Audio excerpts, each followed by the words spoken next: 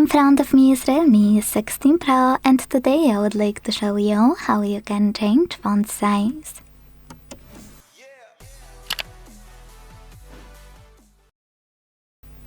Begin by opening Settings and scrolling to click on Display and Brightness available here. Now scroll again, but this time click on Font. Finally, operate this slider to adjust it and check out Preview at the top. When you're ready to save your changes, hit Apply at the bottom. As you can see, after a few seconds, size of my font has changed.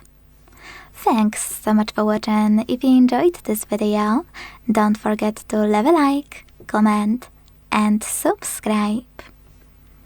Bye!